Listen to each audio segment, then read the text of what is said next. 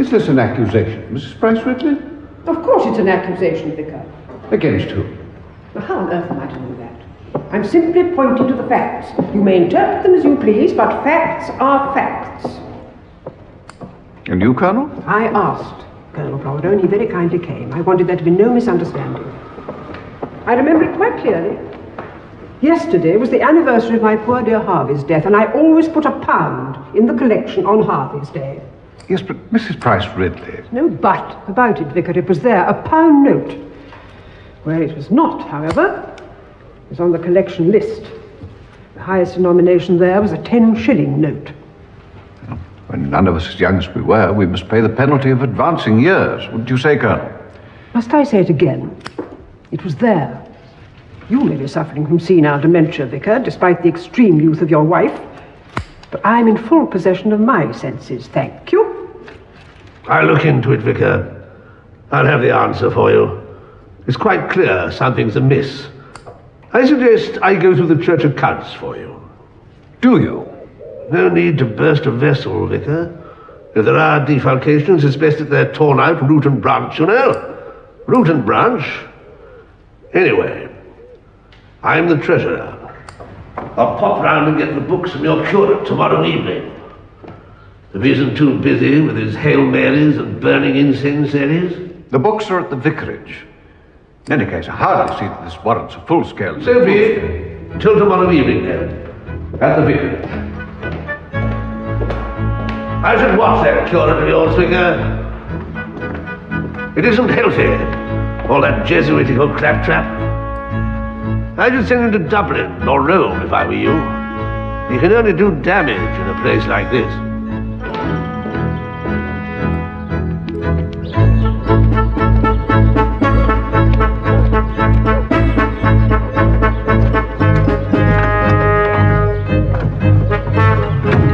All right, darling? The blighters need a rocket up the backside.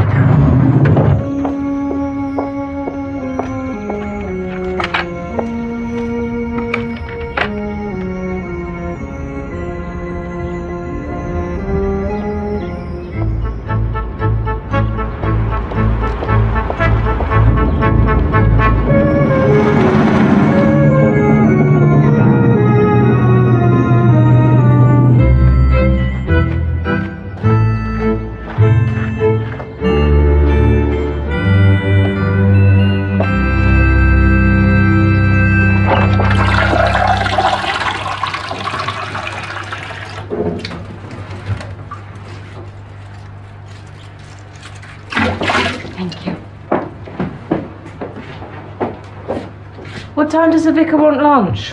Oh, yes, well remembered. He'll be a bit late today. Yes, that's right. He said he'd be a bit late, so we better have it. A bit late.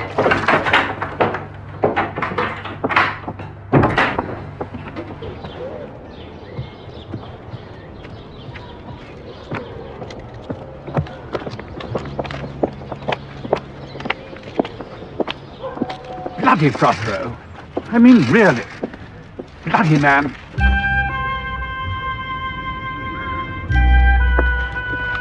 Oh, dear. Now, don't you go starting something with Colonel Bloody Prothero. He'll do you again. And Constable Poke will have you up before that bench soon as open his eyes. He's no friend of yours. So don't you start messing with Prothero, do you hear? I don't want you locked up again. So don't you start. Hadn't you better take that through?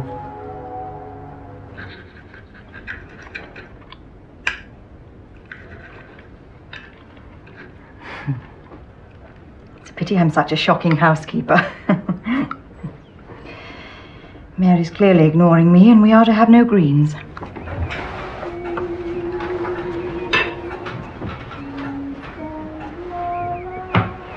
Greens. Oh. Fortinbras, look at these. I think things get worse when I try. It's really much better to leave Mary alone and make up my mind to be uncomfortable and have revolting things to eat. Oh, poor Len, I know I'm everything you most disapprove of. You are. I'm more and more convinced that celibacy is desirable for the clergy. And yet you adore me madly, passionately, beyond all reason, utterly and extravagantly, don't you, darling? Of course. I'm very fond of you, my dear.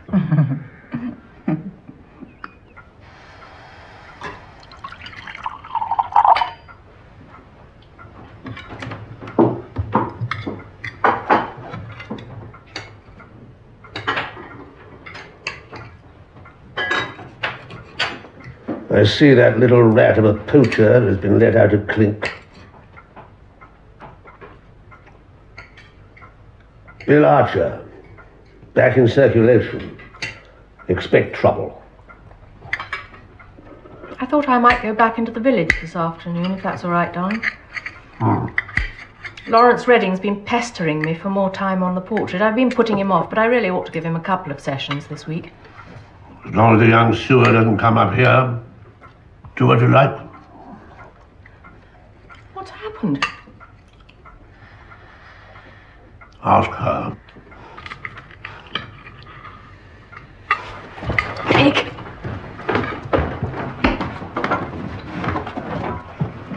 Oh, Lord. You realise that's going to cost me hours of morale building, don't you?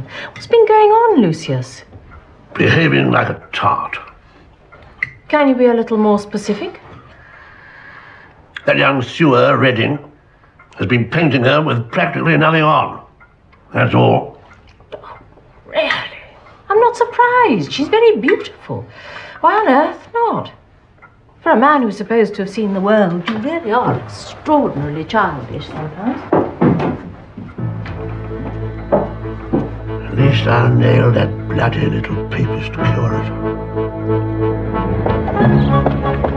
See you later, Griselda, dear. Oh, yes, yes. Yes, thanks.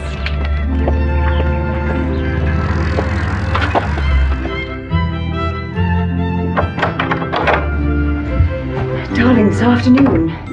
Are you coming? I'm sorry, my dear? It's Tuesday. Had you forgotten too? Tea and scandal. The Reverend Leonard Clement and his wife Griselda at home, 4 o'clock. Rock cakes and backstabbing at the vicarage. I'll do my best. Oh, good boy. If she's got the gall, the dreaded Price Ridley will be there. You can both be frightfully forgiving to each other.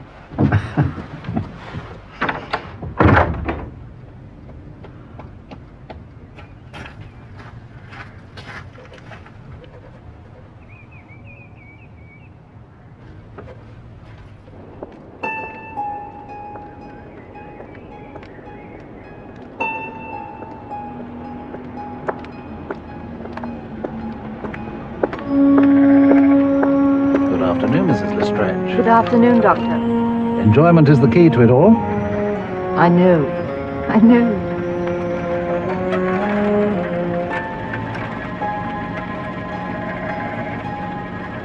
Doctor, I wonder if I might impose upon you. Of course.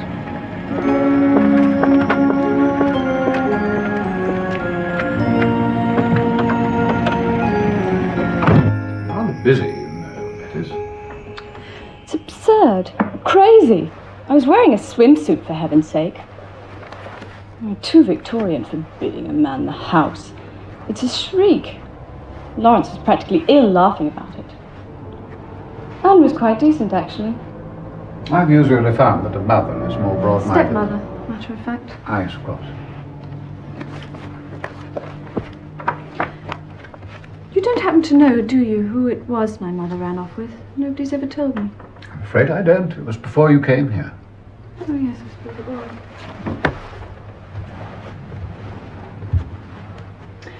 I don't blame her, you know. I just wish she'd taken me too, that's all.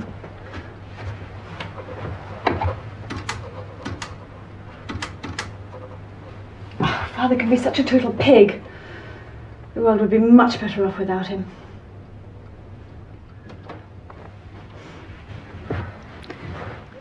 You'd be much nicer, I think. So Lawrence Redding agreed to paint the wretched girl.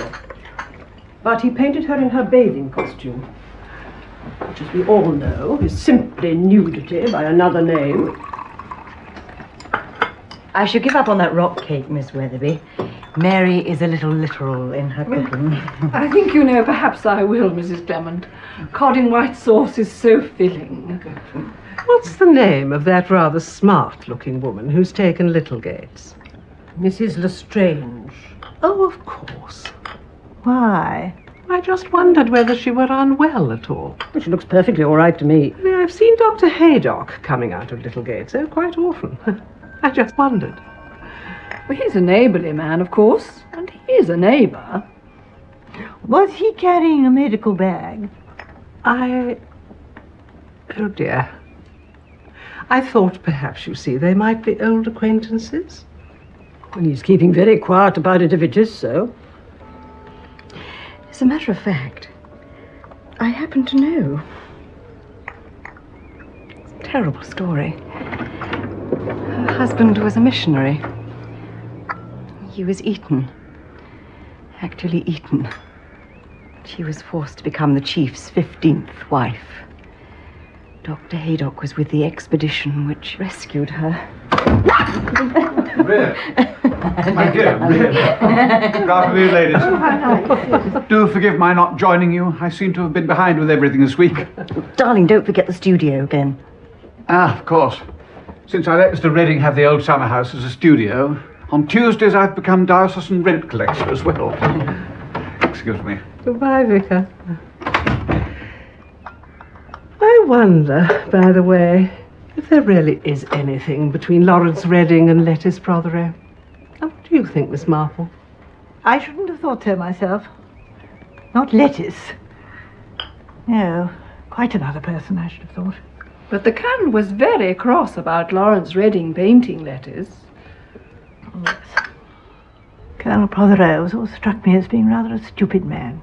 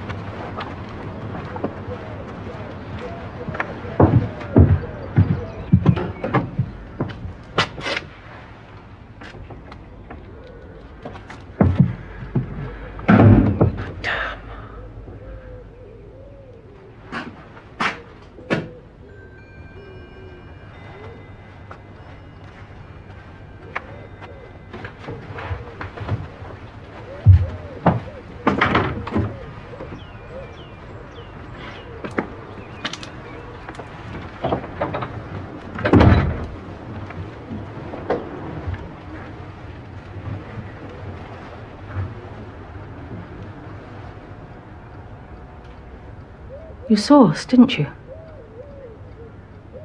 We love each other. I suppose to you that seems very wrong. Do you expect me to say anything else, Mrs. Prothero? No. No, I don't. I haven't... I mean, things aren't what you might think they are. I'm glad of that. I often wonder why not. I don't see how any woman could be anything but miserable with Lucius. I wish he'd drink himself to death. Oh, I know. I thought I heard Lawrence might have... No one. My dear Mrs. Prothero. Oh, no, Mr. Clement. You're very kind. And I know the sort of thing you feel you ought to say. The sort of thing you might like to say. But it's no good. I'm beyond all that. I really am. Thank you. I'm sorry.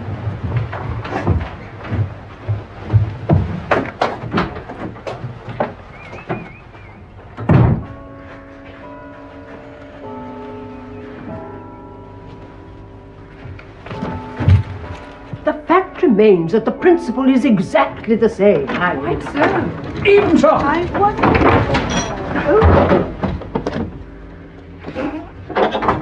Good night. Bad Major. Good night, thank you. Sherbia. Mrs. Canning. Harvey. Good night. Oh, Mrs. Lestrange, isn't it? Welcome to our little congregation. Thank you, Vicar. Are you here for a season, or the summer, or...? To everything there is a season, Vicar. Quite, and a time. Quite, Proverbs, yes. It's a pretty church, so lucky to have escaped Victorianization. The frescoes must be very old, are they? Oh, yes. 12th century. Fortunate survival. I congratulate you. Good night, Vicar. Good night, Mrs. Lestrange. Mr. Redding. I'd like your advice.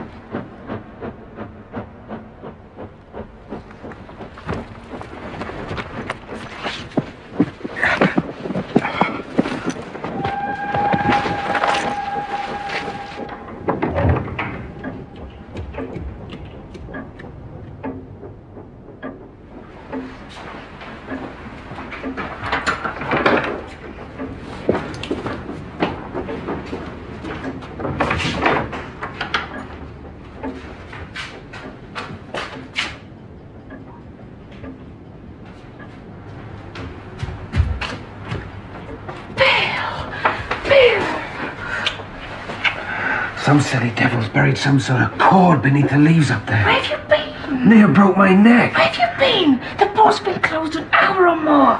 You're so through. Bloody swine, Prothero. I'll have to disappear for a few days. You've not been up to Prothero's woods, have you? What's happened?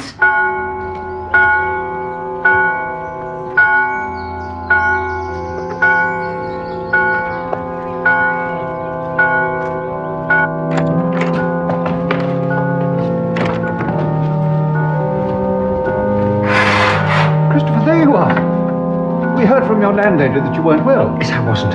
Sorry. Should you be here? Of course. Chatter all night long. Voices all night. Voices? The Salisburys, my landlady in the next room. I don't know what they find to talk about. I see. Bad luck. Now, are you sure you're all right to take communion? Of course. Of course I am. Mary! Would you tell Mrs. Clement that if she misses this train, the next one doesn't get to Paddington until 12 o'clock? If anybody wants me, I shall be taking a class. I shall be back, sometime. What a day.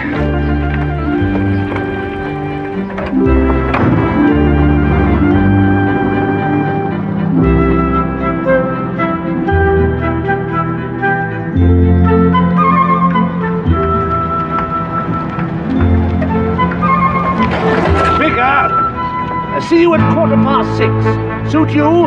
Yes, very well. See you then. Vicar!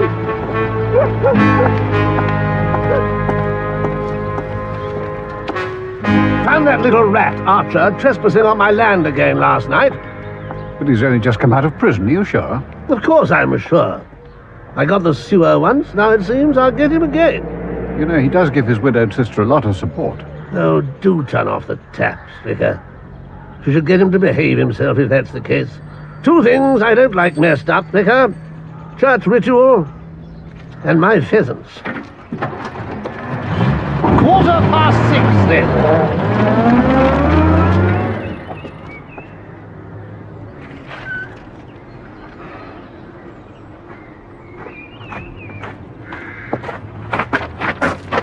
Hello. Hello.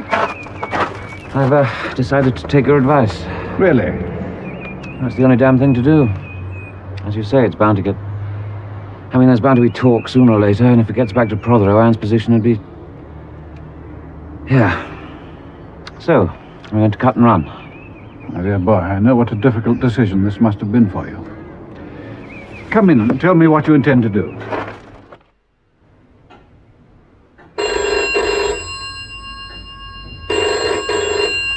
Hello, Vicarage? Very well. I'll be on my way now. Oh, Mary, I've got to go out to Abbott's farm. Old Mr. Abbott's in a bad way, apparently. Not expected to last. Oh, really? I'm sorry to hear that. So would you see to Colonel Prothero when he arrives? He'll be here at about 6:15. Show him into the study. He can wait there. I'll telephone if I'm going to be very late. Don't you worry, Vicar. I'll see to him.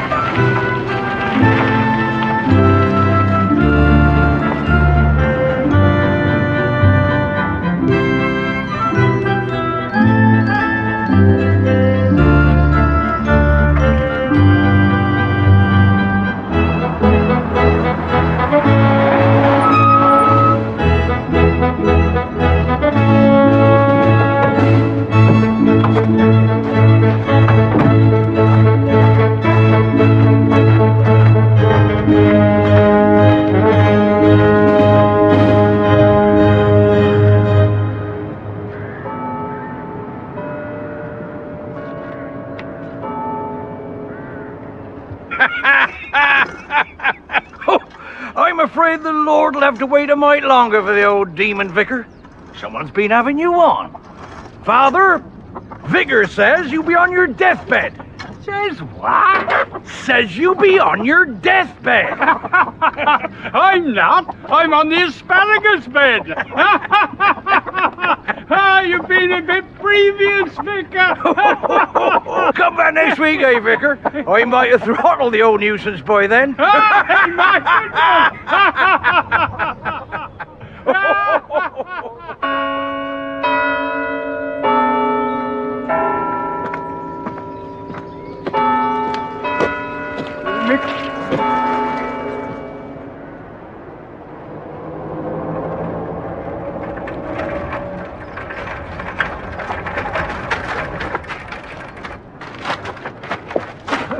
Did you want to see me?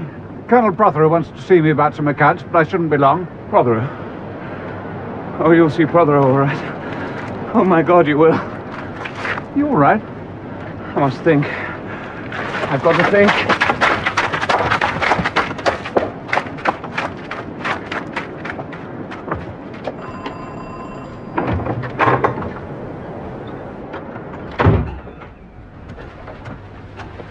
So you're back at last? Was it you who rang?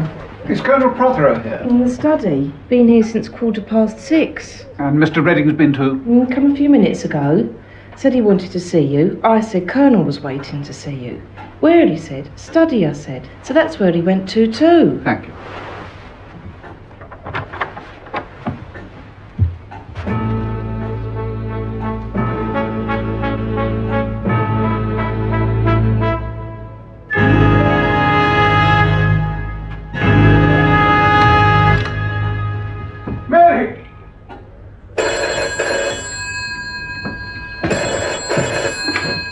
Dr. Haydock? This is the Vicarage, Doctor. There's been a terrible accident. And Vicar says to come straight over. Certainly.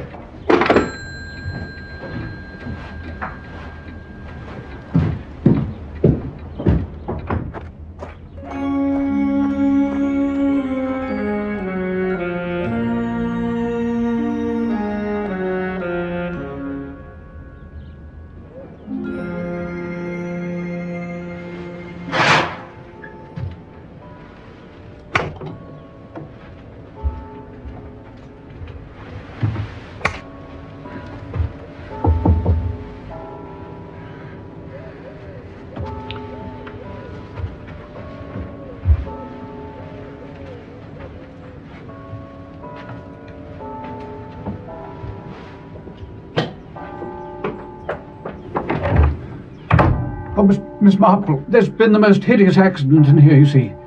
I'm afraid I can't... My dear Vicar, you look quite frightened.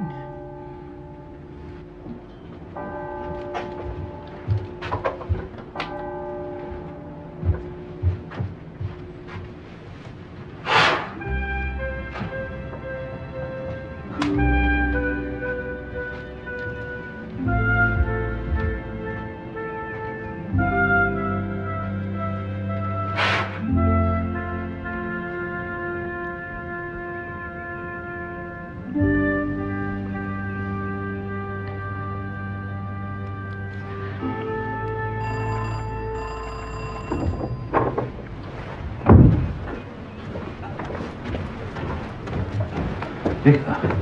Oh, Miss Marple. Dr. Haydock, yes. Excuse me. Of course, Doctor. The reason I came, Vicar, was to give you a message from Griselda, but I realized that you knew all about it because I heard you trying to start the thing, and, oh, you look very shocked, Vicar. Come and sit down. I'm afraid you'll think me hopelessly vague, but I thought I'd better come, even though she may be back herself almost by now. Yes, well, I'm so sorry. Yes. This is a vile business. I didn't realize that things had gone so far. No. What message, Miss Marple? Oh, about your car. I heard you trying to start it, yes. Wretched thing. Just back from Inch's garage, too. Really? Oh, how odd. I've always found Inch most reliable. Give me the police.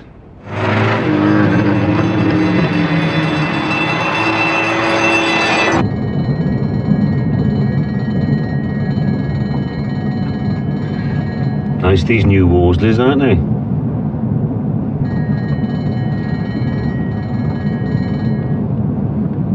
Well, he's been dead nearly an hour.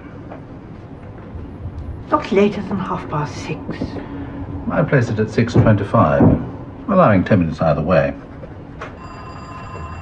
Oh, yes, well... Detective Inspector Slack. Where is it then?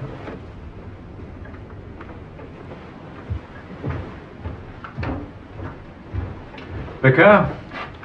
Mr. Clement. Leonard Clement. Dr. Haydock. Good evening, Inspector.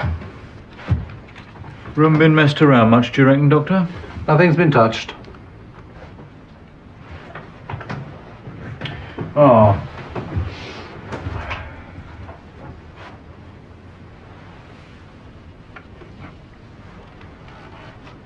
Good. Stopped. At least that gives us some sort of timing. Excuse me, Inspector. Lake, would you mind clearing the room of extraneous personnel? But, Inspector... Now, Lake. Very well.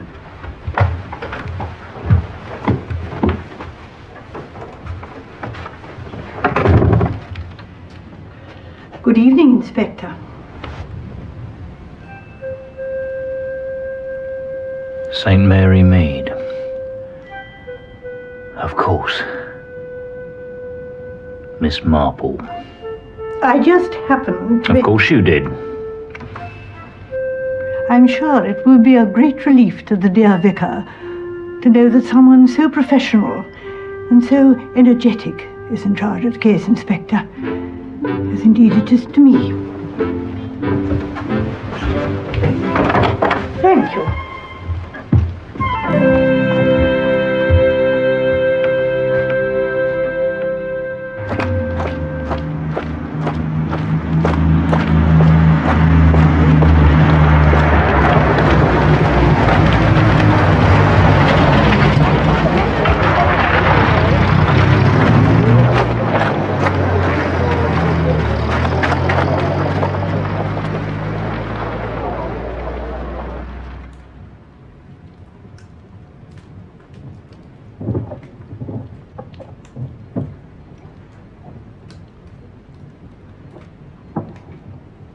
Fletcher, Pringle, see what the boys from Forensic are up to. Get those reports down to the lab.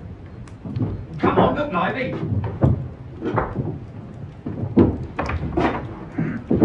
Lake. I first came across Inspector Slack, of course, over that dreadful business at Gothington Hall when Arthur and Dolly Bantry lived there. It's rather like one of these diesel engines that are now appearing all over our railways. Most unappealing, but I'm told efficient. Well, I suppose we shall have to learn to live with such things and such people. I think there was something you were trying to tell him, wasn't there, Vicar? Oh, yes. Well, I tried to. Oh, quite. It was about the clock on my desk. It's just that we keep it about 10 minutes fast, that's all. It's meant to get me to my appointments on time. Then it was actually 12 minutes past. In other words, before Colonel Prothero even arrived at the house. So it was tampered with. And another thing, I'm sure you noticed it, Miss Marple. That note by the body, the handwriting, it didn't look consistent to me. Ah, you noticed it. Yes, it was a forgery. Rather a clumsy one, I fear.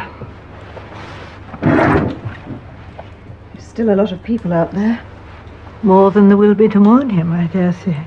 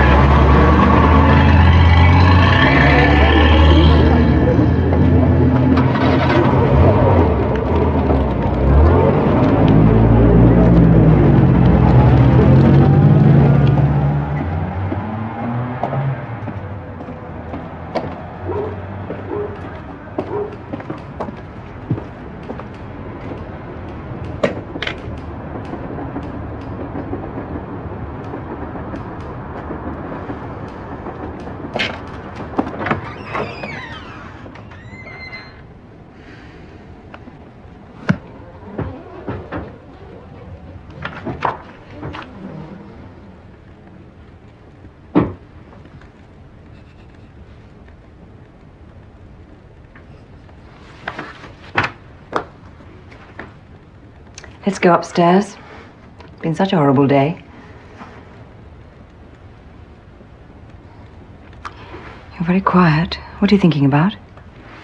I was considering the sin of anger and how this cruel event will change things. We'll never be free of it, you know.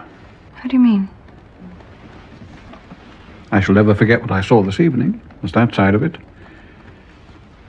And how we shall always be thought of. Oh yes, the Clements. They had a murder at their vicarage, didn't they? My dearest old thing. What's really wrong? You know that sort of thing doesn't matter. What is it? No. No, it's something... Oh... between me and my Maker. I'll go and lock up.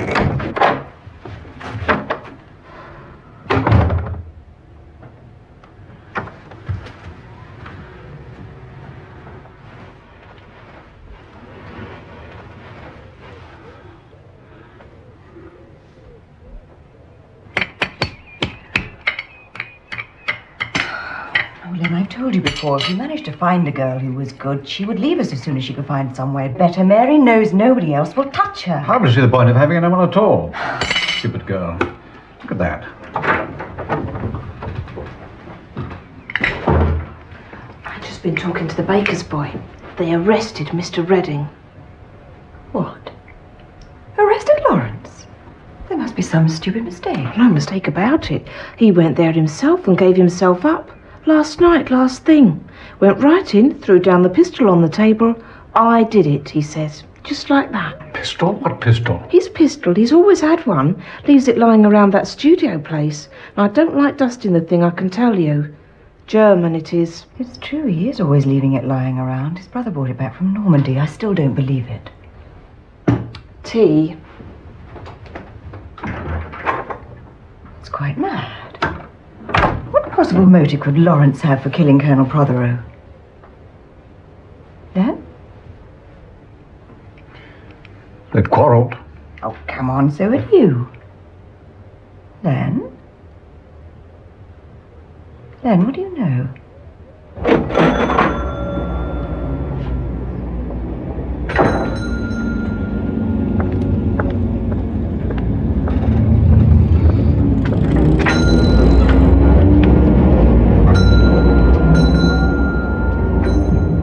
All right then. What time did Redding claim to get to the vicarage? 7:45, 10 to 7, about then. Won't do. What? He's lying. Prothero would have been dead nearly half an hour by the time he got to him. I confirmed it now.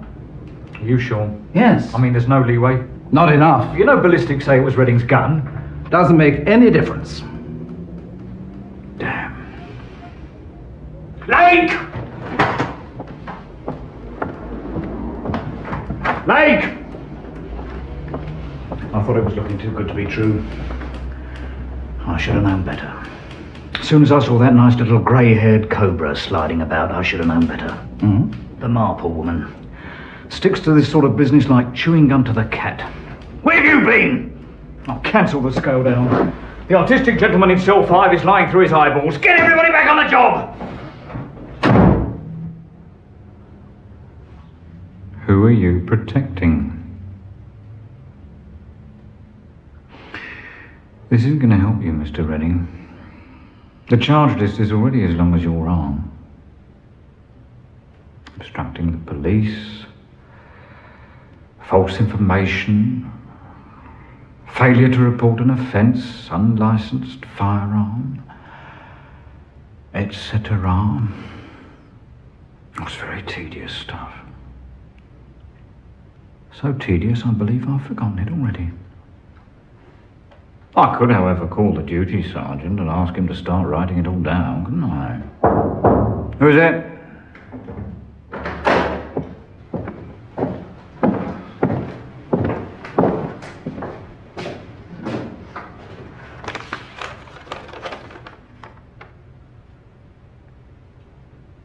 Oh.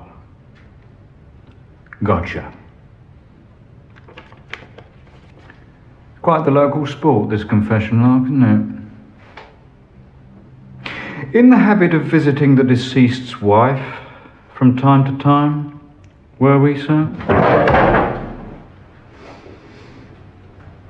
Calm down, sir. I only wanted to know who it was you were protecting. If he's still on the premises, ask Haydock to meet us there, would you? Both the WPCs are out.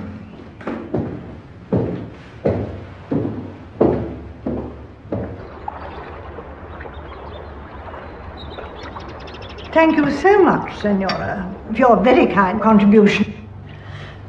Very ecumenical of you. Oh, thank you. Mmm, delicious.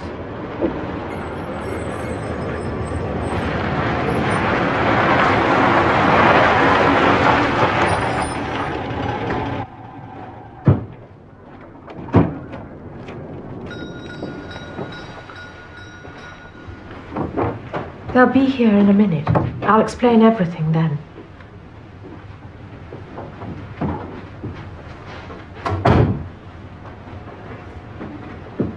Thank you for coming. I'll come straight to the point. I killed my husband. Yes, madam. I suppose I've put it a bit bluntly, but I could never go into hysterics over anything. I've hated him for a long time, and yesterday I shot him. Anne, you know Lawrence has already confessed to it. Of course I know. He loves me. It was impossibly good of him. How did he know you'd done it, madam? I told him, of course. What did you shoot your husband with? With his own gun. He used to keep it in the dressing room wardrobe. What type was it? I don't know. It was some kind of war souvenir. Italian, I suppose. You push the bullets in from the bottom of the handle. If I was to tell you, madam, that we've already proved to our satisfaction that Mr. Redding could not possibly have committed this crime, would you still persist in this rather dubious account of your activities?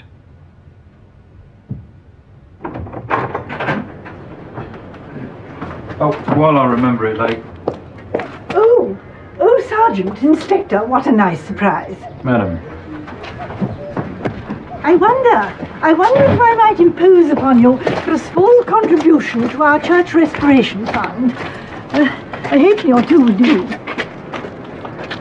Such a vigorous appeal in the early days. But to tell you the truth, I don't think Mr. Hawes, the new curate, has helped. A little too spiritual, if you know what I mean, for a curate. Yes. Oh, thank you. Perhaps that's it, yes. Thank you, very generous. Now then, have you persuaded Mrs. Prothero and Mr. Redding that they couldn't possibly have murdered the Colonel? I think it's about time they started to tell everyone the truth, don't you? Well, I presume that's why you're here. Miss Marple. Did you know that Mrs. Lestrange visited the Colonel on the afternoon before the murder? Dr. Haydock drove her up. Now, I find that very interesting, don't you? I think it would be a good idea, Miss Marple, if I dropped round later and had the whole story from you. Oh, sure you're far too busy to listen to my little ideas, Inspector. No one can accuse me of not being thorough. Indeed. I suppose it's having an ear for gossip and a talent for a bit of blind guesswork, really. What is, Inspector? Stops your little ideas being a waste of time. Well, I don't think I've ever been complimented quite like that in my life before, Inspector. Don't mention it. Now, would you like a flag? Thank you.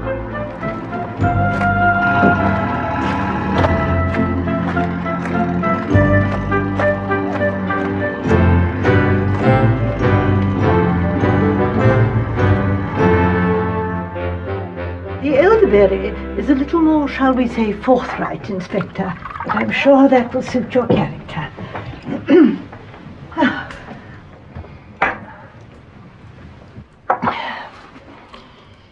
Oh, now let me see. Where was I? In the garden, madam, attending to your Botanica grandiflora. Oh, yes, yes. You understand that I can see the comings and goings at the vicarage front door from my little vantage point, but I only see, as it were, the official visits. Understood, Miss Marple.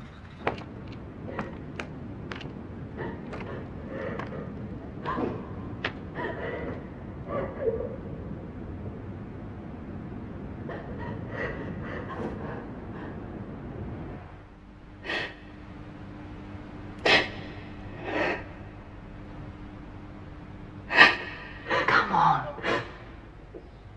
We'll see it through. I'll help you.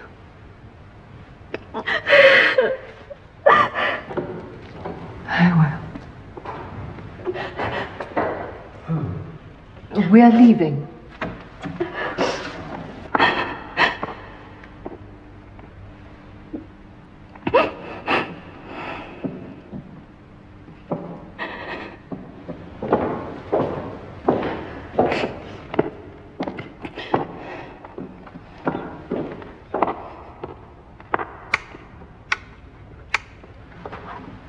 Mrs. Prothero was first to arrive at 6:15, but that is approximate, you understand.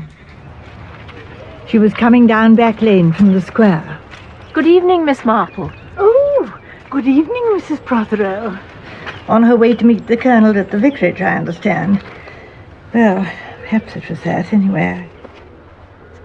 You know what dresses are these days. Nothing could have been hidden under it, you know. Certainly not a gun. She went round the side of the vicarage towards the study, presumably to see if the Colonel was there yet. And I suppose he wasn't, because she came back almost immediately and went into the old summer house Mr. Redding uses as a studio. Excuse me, madam, we've been taking some statements and... Yes, Sergeant.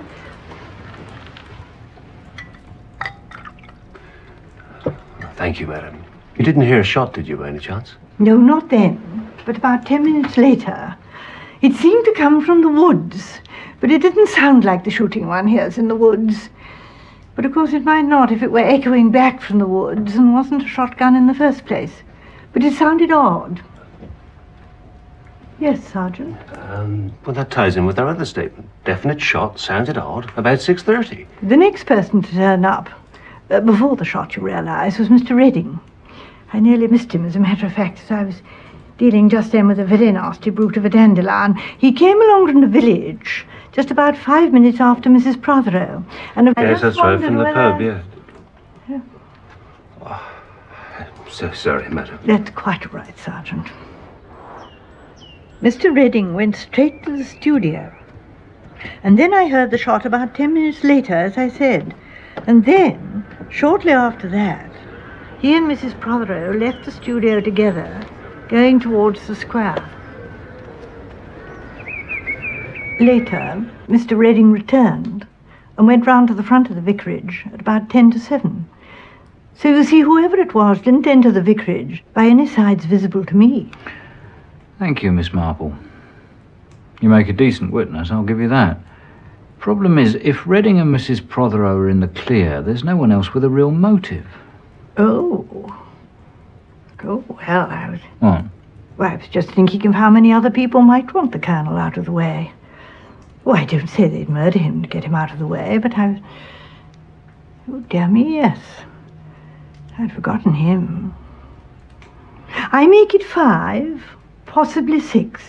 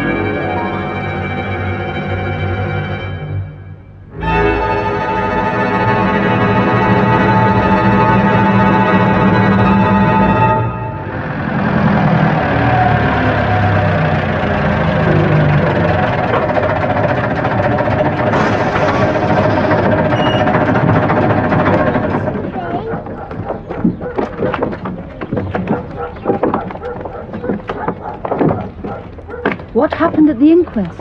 Murder by person or persons unknown. Well, we all knew that, didn't we?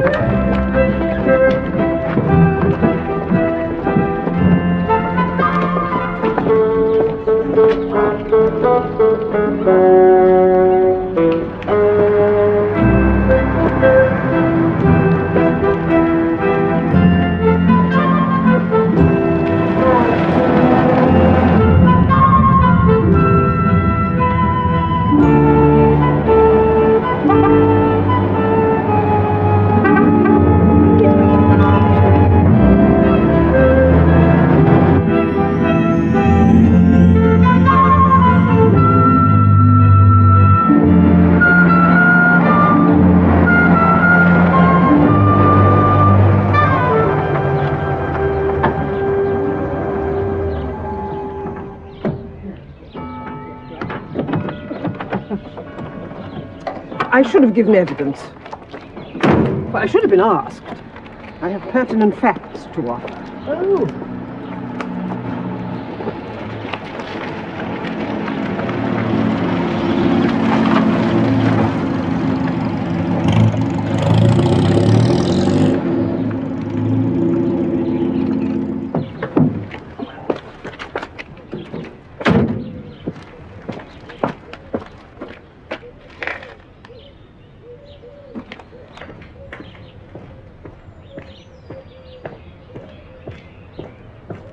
Ladies? He's going to see the Lestrange woman. Perhaps she's unwell again.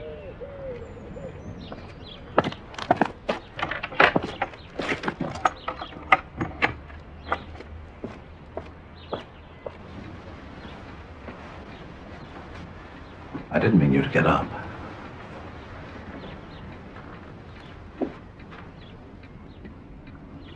Today, I felt frightened for the first time. I wish now I suppose if one's father's been murdered, one might not want to. What? Lettuce, a dreadful child. She wasn't at the inquest, that's all. It's hardly a child. It's old enough to be a little T-A-R-T. Like daughter, like mother, well, stepmother.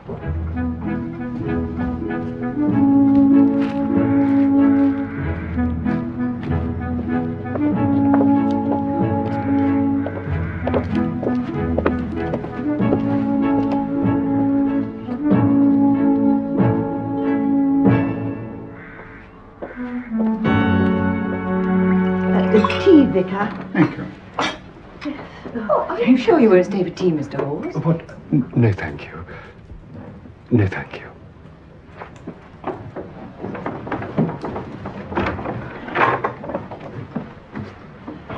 Yes. Oh, dear. Well, for all inquests like that, I was expecting the whole thing to be much more detailed. The police played their cards very close to their chests, don't you think, Miss Marple? Well, such cards as they possess. Inspector Slack isn't very good at listening. No doubt he'll learn. In the village, one can learn a great deal by listening.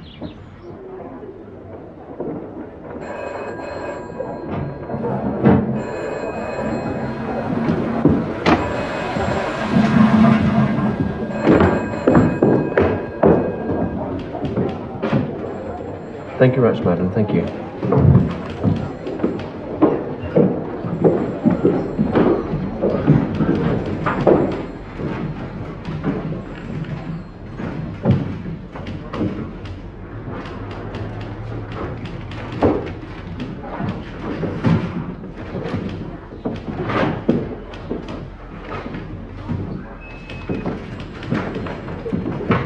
Just a minute. Wait for it.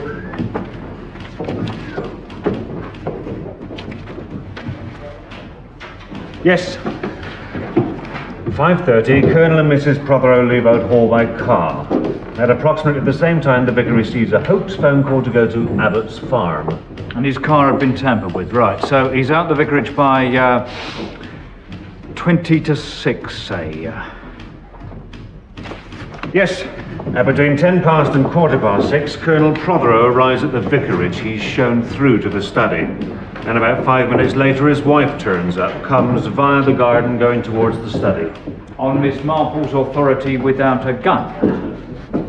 Yes. But almost immediately comes back and goes across to the studio. A couple of minutes later, her lover Redding turns up. They both remain in the studio. And the shot comes 10 minutes later. Good. And Miss Marple saw all this? In her garden the whole time? The police didn't even mention the clock.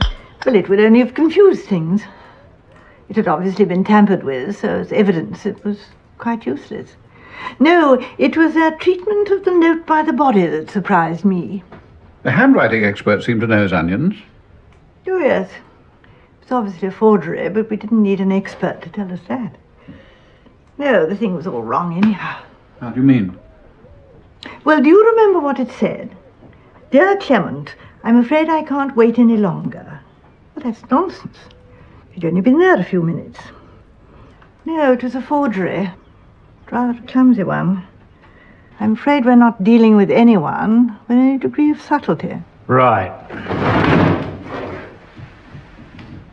If we've proved that the Prothero widow and her fancy boy Redding couldn't have done it, who does that leave?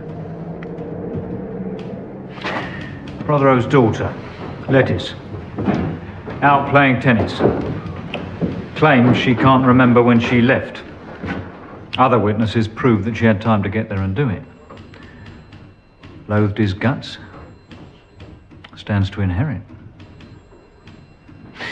Then that woman Lestrange visited Prothero the day before. Servants overheard some kind of shouting match. Obviously there's a connection.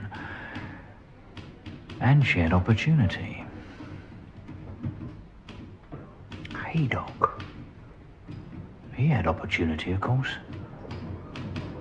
I can't see the motive. So... If we are assuming that the Colonel was shot while I was in my garden, well, then the murderer must have come through the kitchen door, or... well... What, Miss Marple? have already been in the house.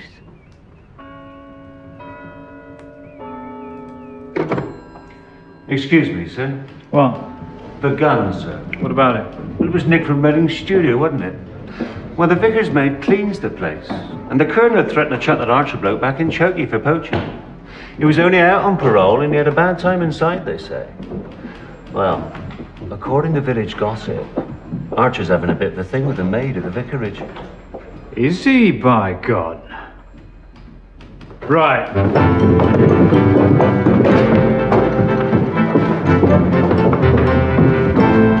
Now, Vicar left at when? 5:35? Good. About then. What do you mean about? It's very important to be precise. Well, I didn't know anyone was coming to shoot the old swine, did I? Didn't you? And what does that mean? We'll come to that in a minute. No, we won't. We'll come to it now. What do you mean? Yes, Inspector. Do you have this specific I charge? manage, thank you, Vicar. And what do you mean? You know what I mean. There is a certain man with whom you are conducting a certain relationship. If you're talking about Bill Archer, you say so. Yes, I know him, and better than most. Better than most. Have you got a note of that, Lake?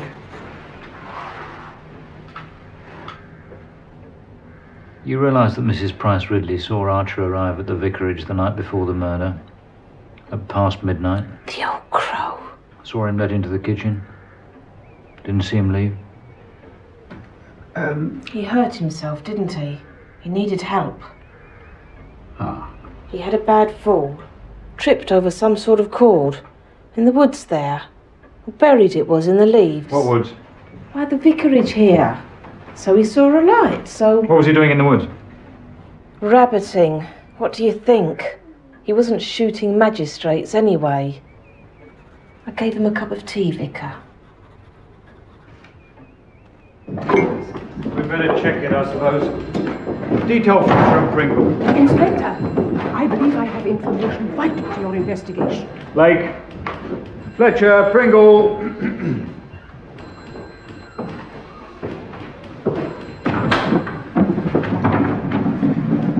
Now then, madam, what can we do for you? There was a man in my shrubbery. I distinctly heard him sneeze. Yes, madam. I've considerably revised my opinion of Mary. Really? The way she stood up to Inspector Slack was magnificent. No wonder we're a free country. This was sent down by Anne Prothero. Dear Vicar, I wonder if you and Griselda would come up and see me as soon as possible. I should be very grateful. Something very strange has occurred, and I should like some advice. Yours, etc. Well, it's a nice evening. Let's cycle up.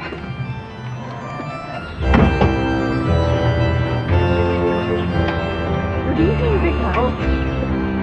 There she goes. Tail up. Nose down.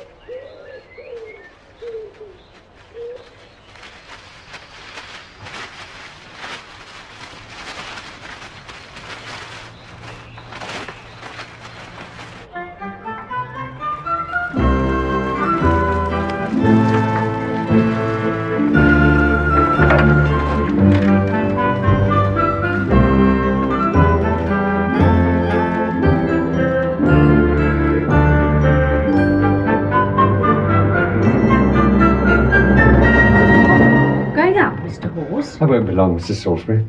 So you'll want your tea then? Yes, please. I'm just popping round to Dr. Haydock's.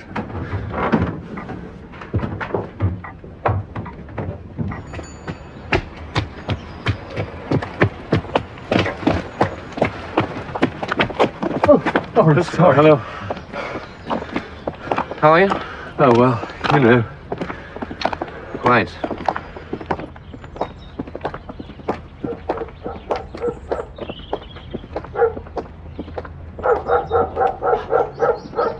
Oh, there's nothing wrong there. Yes, but Doctor... There's nothing to worry about, Mr. Hawes.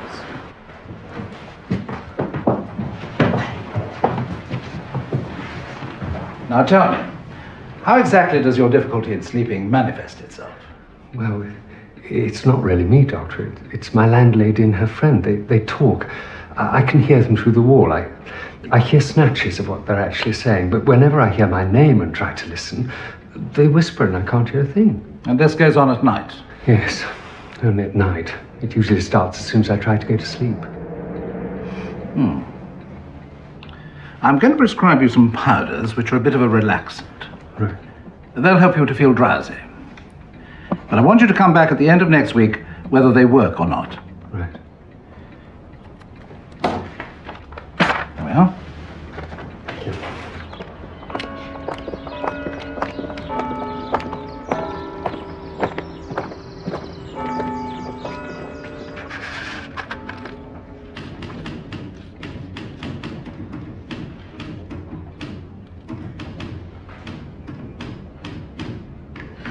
So something was nailed up between those trees. A rope, let's say. But why? Suppose these poachers are like natives in the jungle. They always follow the same trails through the woods. But why should anyone... Nah, it's just another ruddy mystery to chalk up. What did that Price Ridley woman have to say for herself? Well, she says the Colonel is as good as accused whores of petty theft. She reckons someone will like it herself. Money's missing from the church fund. Oh, yes. And she thinks she heard the murderer in the shrubbery. Reckons she heard him sneeze. So all we got to do is find someone with a snotty handkerchief. I was out in the garden replenishing my bird tray when I heard him. Well, I thought, that's someone who has no business being where they are. So I crept indoors and I went upstairs to my bedroom. You see, I can see into the shrubbery from there, but when I got there, he disappeared. I think it was Archer. What do you think, Jane? Miss Marple. I brought it down here because... well, I don't know why. I wonder if you'd mind taking it away for me. Of course not. It's horrible. I suppose it shouldn't be destroyed, you see, in case it's connected in some way. I'll come up and fetch it tomorrow. I don't even know who it's of. It's such an unpleasant incident. I'm sure it isn't a portrait of anyone I know. Why should it affect me? On top of everything else. I know. It's like an attack on someone, a desecration, It makes the place even more difficult to... Oh, Juan and his wife are very sweet, but... Why don't you come and stay with us? May I? Perhaps. After Lawrence has gone. I've sent him away, you know. He'll be gone as soon as he sorted out the studio. It would have been impossible here if he'd stayed. The talk is positively venomous. That all seems to be part of it somehow, and I don't know how. There's poison in the very atmosphere of this place. Seems to have worked its way in everywhere. Everywhere. I've got to go. It wouldn't be fair to Anne. She's going to hang on, just to sign us a few times in this wretched place. To show she's not ashamed. Then we'll get married. I wish to God it hadn't had to be like this. But Anne's independent now, and she can spit on this village and all its works. You know, I can sympathize with that attitude. I sometimes feel very drawn to a jealous God. Who the hell could have done it, Vicar? I don't know. Sometimes I feel it was someone who... No, never mind. I'll tell you what I think. I think it was someone who was crazy. Well, Prothero had enemies, sure, but to kill him? No, I think someone just tipped over the edge. Is there anyone in this place who could have hated him enough otherwise? Good night, Lawrence. Vicar? Could I have a word? It's about Halls. Hearing voices? Halls? Come to think of it, yes. I thought you'd be able to tell me. I'd call it psychotic, but you may say it's the voice of God. Anything is possible. Depends what the voices said. He hasn't told me. I must say he strikes me as a fish out of water. Oversensitive. He's probably reacting more strongly to this horrible business than most of us. And goodness knows, it's affected the whole place. I'll get Griselda to have a word with him tomorrow. I intimidate him, according to her.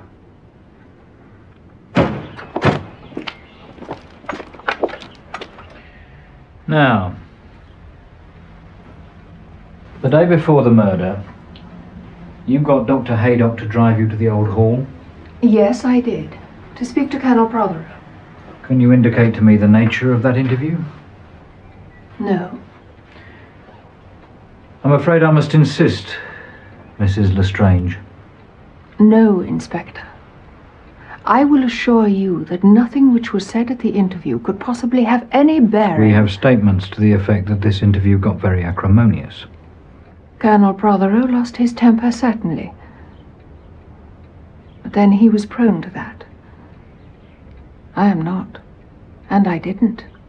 And you won't tell me what was discussed? No. Mrs. Bloody Strange. I know her game. Blackmail.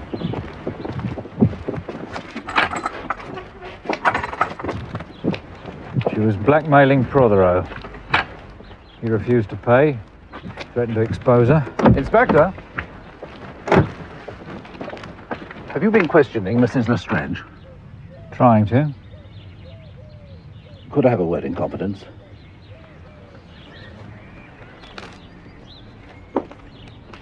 I had hoped to catch you before you went in to see her. This is in the strictest confidence, you understand.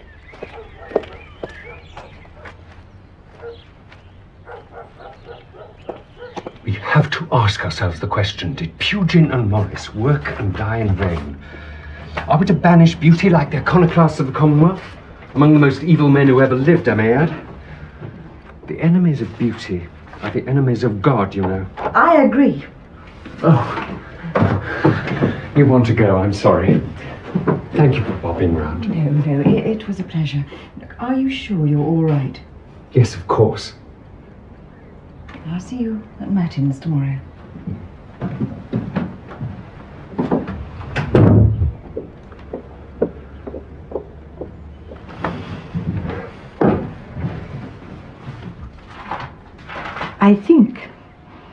I believe that you are a sophisticated woman. And by that, of course, I don't mean merely in terms of appearance. So that I'm sure you'll understand when I say that my advice would be that there is no point in misleading people any longer. I understand, of course, it was necessary when you first came for everyone's sake, most especially the child's. But now everything's changed, hasn't it? Especially as you seem to have told her anyway. So I think you should let it out in the open now, before it causes some dreadful problems. What are you saying, Miss Marple? Lettice is your daughter, isn't she?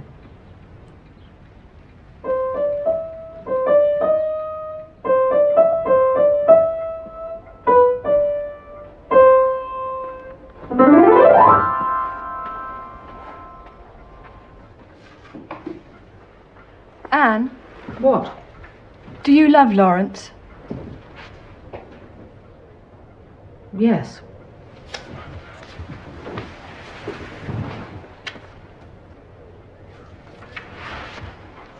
I'm sorry. It's all right.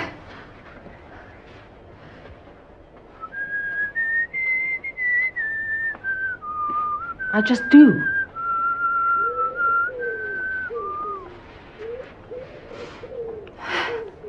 I don't mind.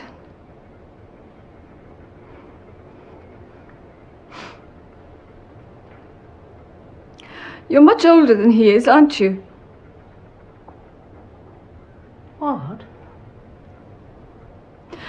you be desperate if Lawrence chucked you over?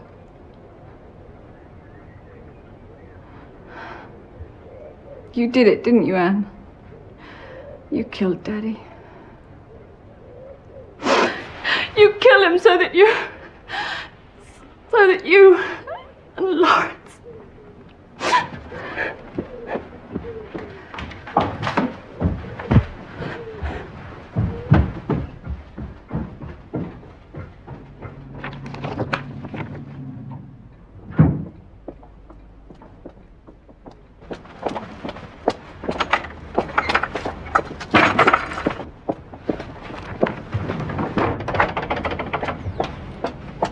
I'm not coming in. I've just come to tell you to keep your bloody daughter out of my life. And tell her to keep her bloody stupid ideas to herself. There's a law called criminal libel in this country, you know, and I'm damned if I'm going to have my name smeared by a half-witted little tart like her. Oh, you poor thing. Don't worry, Lettuce is coming to stay with me. Oh, come in.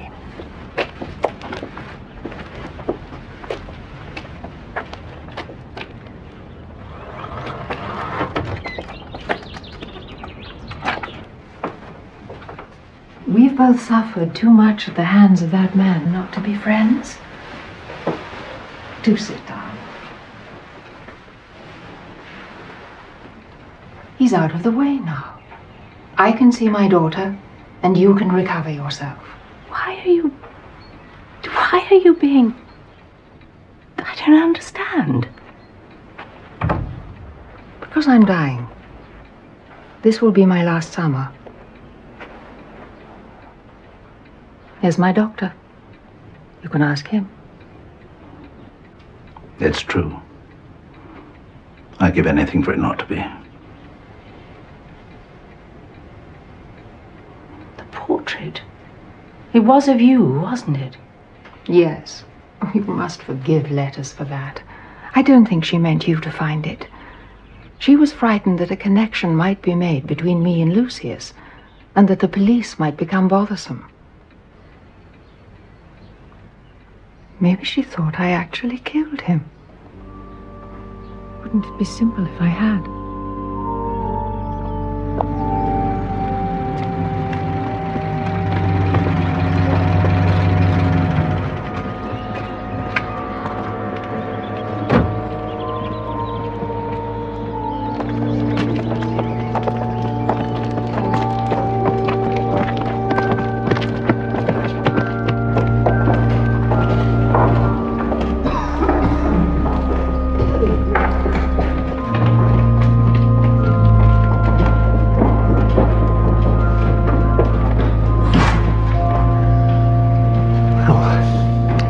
From Matins.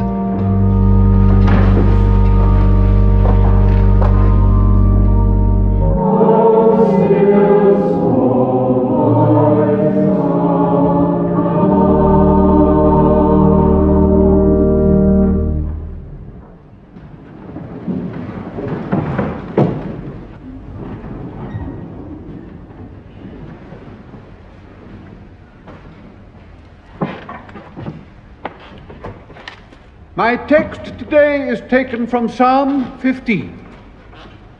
Lord, who shall rest on thy holy hill? Even he that hath used no deceit in his tongue, and hath not slandered his neighbour. My friends, we are all, in the meaning of that text, neighbours. Amongst us are some who are pure in heart, who will hear with sorrow what I have to say, urging themselves in imitation of God's great Son to forgiveness of those whom I address, amongst whom I include myself. An act of horrible violence and cruelty has taken place amongst us, my neighbours. And whatever we should discover the reason finally to be, I believe that this was no mere accidental occurrence.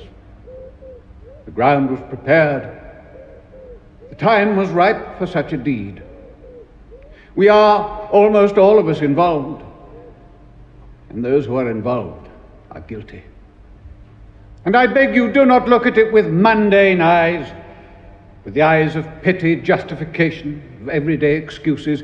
Look at it with the eyes of eternity. For one day we shall all be judged, and we shall not be treated like recalcitrant children. We shall be viewed with the eyes of that eternal judge who weighs our actions absolutely. A fog of anger, and I need remind no one here that anger is one of the deadly sins.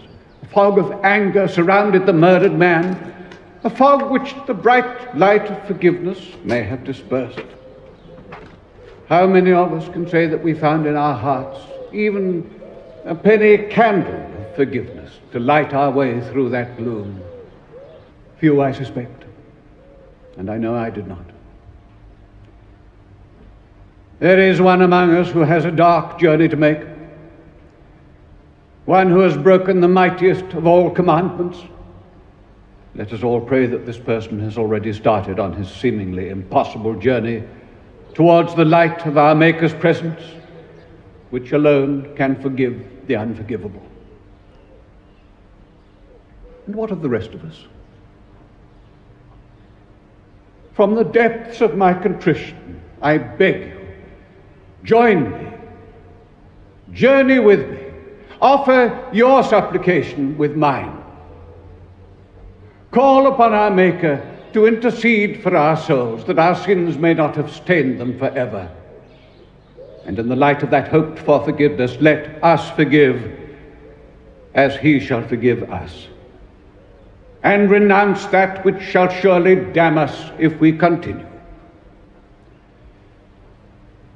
In the name of the Father, the Son, and the Holy Ghost. Amen.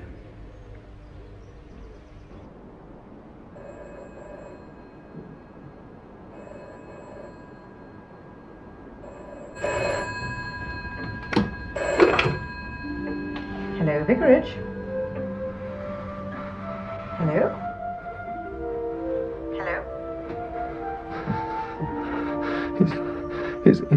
Is Mr. Clement? No, he hasn't come back from evensong yet. He had to go on to... I want to confess.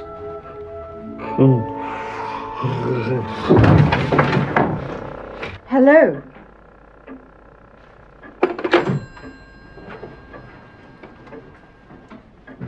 They're doing Tchaikovsky's 1812 on the wireless tonight.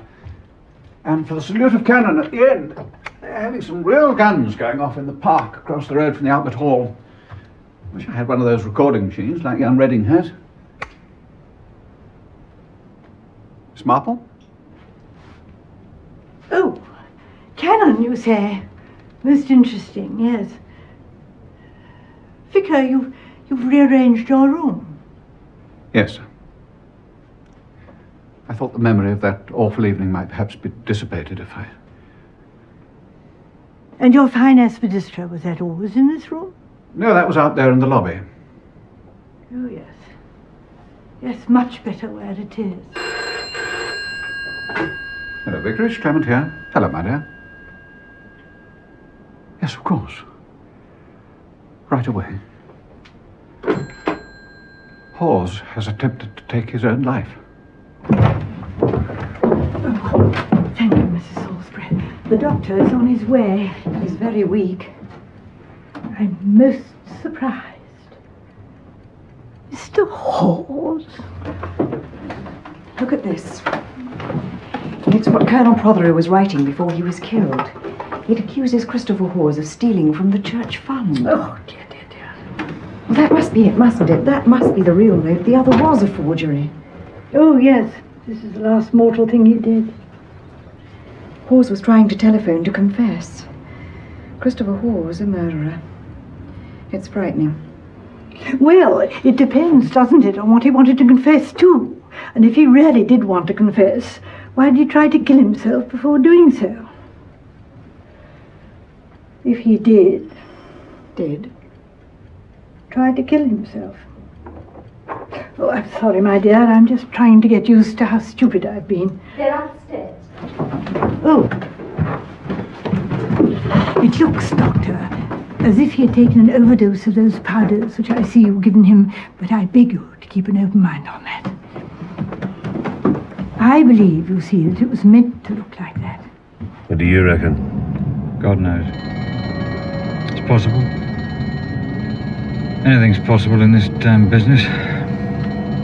Yeah, curate could have done it. Doctor could have done it. Church cat could have done it, as far as I'm concerned. There's only one thing about this business that's certain.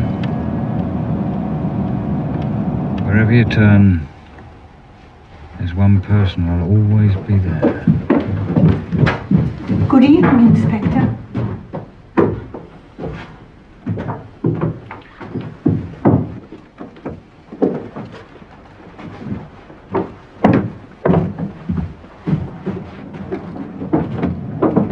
He took poison, whether he meant to or not. The tranquilizers I prescribed couldn't have this effect. They were muscle relaxants, basically. And their color looks slightly wrong. I'll get them analyzed. Anyway, it's touch and go. Excuse me.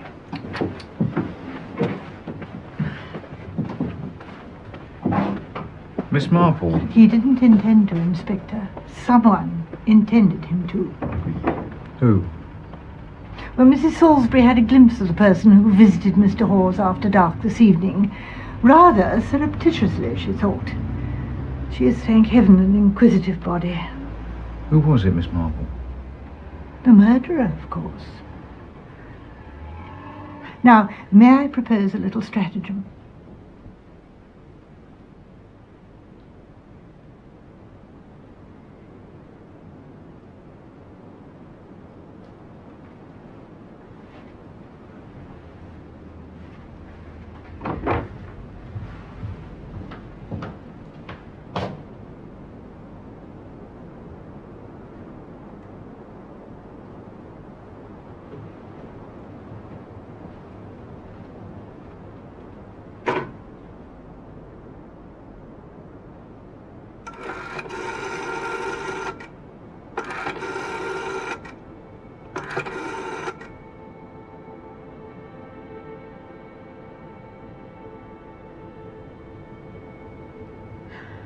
Oh, that's right. That's who I wanted to speak to. There's been a most awful accident, you know. Poor Mr. Hawes took his life, they say. Is he dead? Or good as? Won't ever come out of it. They reckon he'll be dead before the night's out. Oh, they've all gone now, thank goodness. Police were here. Everything. I didn't tell them that I saw you come round earlier. I thought you wouldn't want to be mixed up in it. But as you were a friend of poor Mr. Hawes, I thought you'd like to know.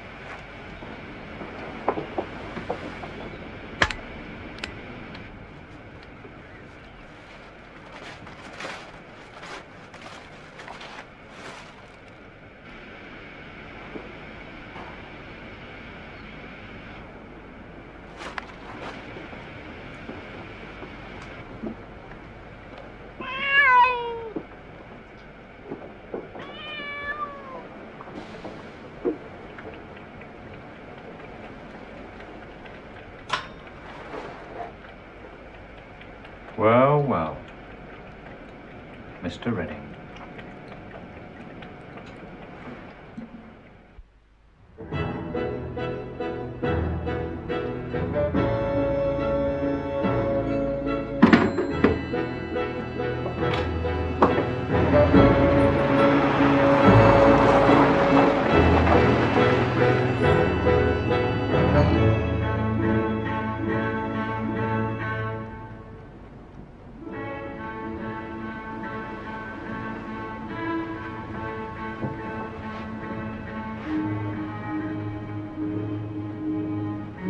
There's a note.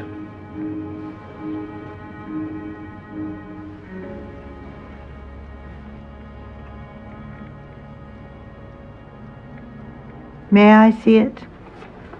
Oh, thank you, Inspector. Yes, oh dear. But why did poor Anne Prothero take her own life?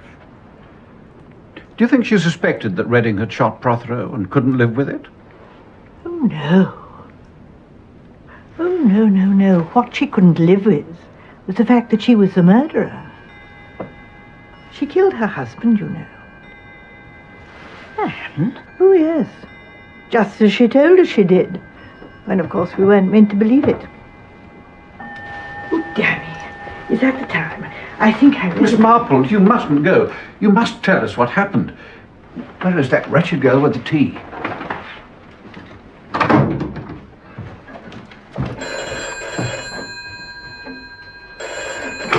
Hello?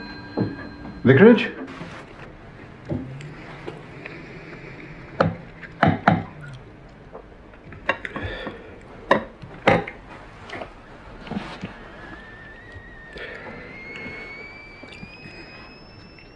You'd better get on with their tea, girl. No hurry.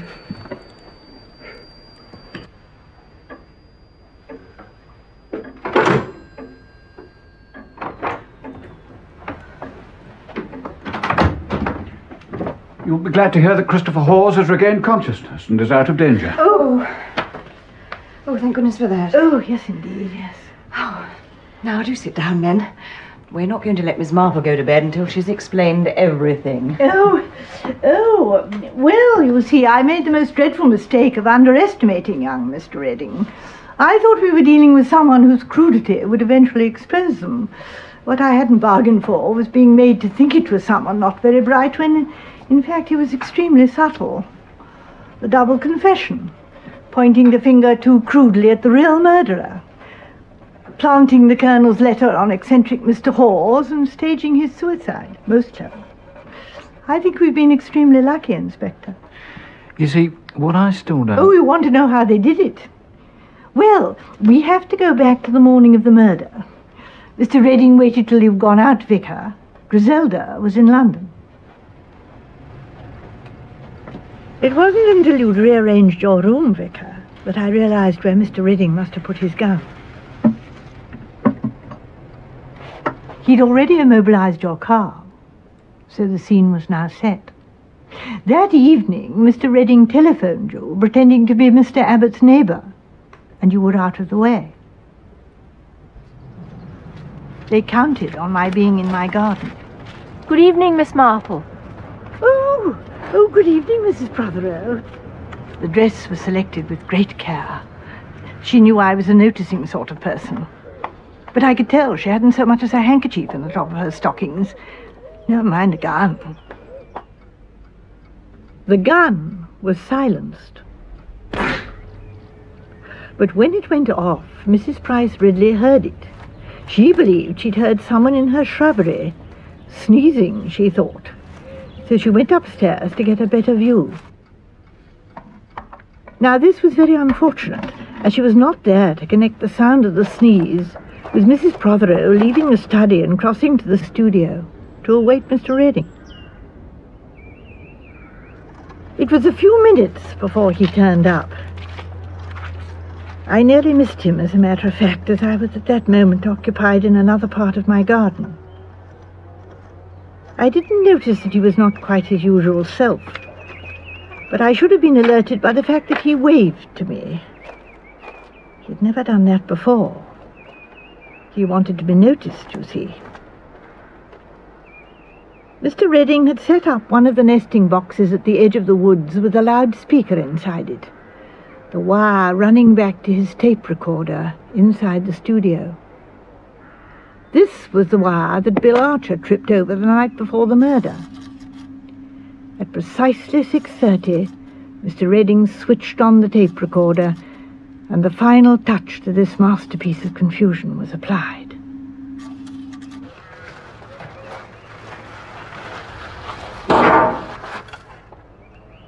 The shot sounded odd, so it took my attention.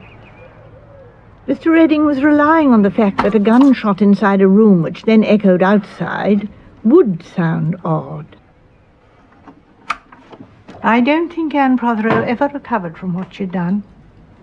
In Mr. Redding's company, she might have forgotten occasionally, but I think she realized she'd destroyed her life. Oh, she had wealth and freedom, of course. She tried to save Lawrence Redding to the last. Well, I must say I'm glad she didn't succeed. That would never do. Tea. Oh, and some of your rock cakes. How thoughtful of you.